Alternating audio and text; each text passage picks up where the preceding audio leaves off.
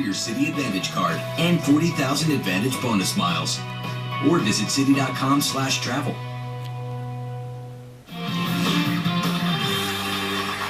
We're back with Rick Santorum. The IRS scandal is a huge one, and we found out that the IRS has in fact been targeting conservative, pro-life, and pro-Israel groups. You started Patriot Voices. You didn't seek a tax-exempt status for it. Is this why? Well, actually, the lawyer behind this breaking scandal was a woman named Cleta Mitchell, and Cleta is a lawyer for Patriot Voices. And when we set up our 501c4, we went to her and said, we need to, set up the papers and set up a C4. She said, no, you don't want to do that right now. The IRS is targeting these groups, and they're going to run you through the ringer. And he said her advice to us was, take a step back, let this thing clear out a little bit. Maybe they'll change their tune and not put you through the ringer because of your political, your high-profile political character.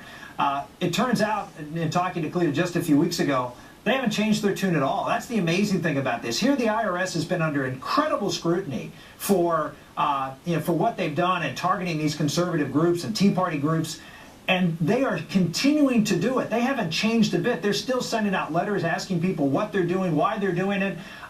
So I've talked to Cleta. I said, look, we need to eventually file those documents. We have a year track record of doing great public policy, working on things like the Convention on the Rights of People with Disability, defeating that UN treaty, which would have robbed parents of parental discretion over their disabled children. We've done a lot of great work on public policy, and so we're willing to stand up to whatever scrutiny they have. But it is really unconscionable that they are doing this in the first place and continue to arrogantly pursue this hostility toward conservative organizations, even in light of this scandal. It just may be that the best thing is to end all of the tax-exempt status for everything, everybody, and make media matters, all the left-wing groups, everybody just operate in a free marketplace and say, you know what, we're just going to put that part of the IRS out of business, and since there won't be anything for those people to do, the ones that stirred up the trouble, they've all been summarily dismissed. Would that be a solution? Yeah. Well, there's all sorts of solutions. One of the things I looked at in the last few scandals, the one that's the most shocking is what's going on at the IRS. And the more I've looked at the IRS, it is irretrievable. It's hopeless. And it's hopeless not because of the organization itself, or there's just really bad people there. It's hopeless because we have given enormous power to the government over every single person in America. In the IRS, you are guilty until proven innocent. They have more power than any other agency because there is a presumption of guilt.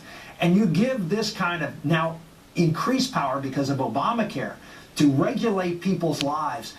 It is just inherently corrupt. It cannot function in a way that's going to at all be in the side of freedom-loving people. And so I think we need to look at what some have suggested, which is you have to repeal the 16th Amendment. We have to get rid of this income tax. I think that is the source of the problem, and do something in replace it. Couldn't agree more. Rick, we've only got about a minute left, so I've got to get a quick answer out of you. But you voted for the Patriot Act when it was first up. In light of the NSA scandal, are there some things that have gone beyond what you voted for in terms of the scope of what the government is now looking at on behalf of innocent citizens?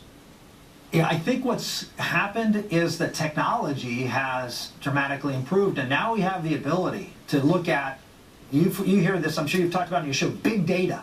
And so this huge amount of data, which before was just, well, it was just all this data, and it was just so much you couldn't possibly do it. Now they have tools that they can actually look at big data, and that has people concerned, and legitimately concerned, particularly if they can look at big data and then drill down and found little data, me, and determine that I'm doing something that I shouldn't be doing. So I think we need to sort of take a step back. I think the big data and analytics is a good thing.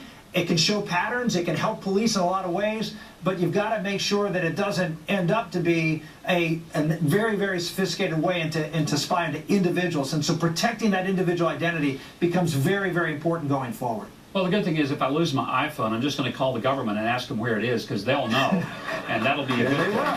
Senator, thanks for being here. Great to have you. My pleasure, Mike. Thank you. No Obamacare, no insurance exchanges, no federal database on your personal medical records. Just you and your doctor figuring out health care options that are best for you. That's common sense alternatives to Obamacare, and we're going to be talking about them next.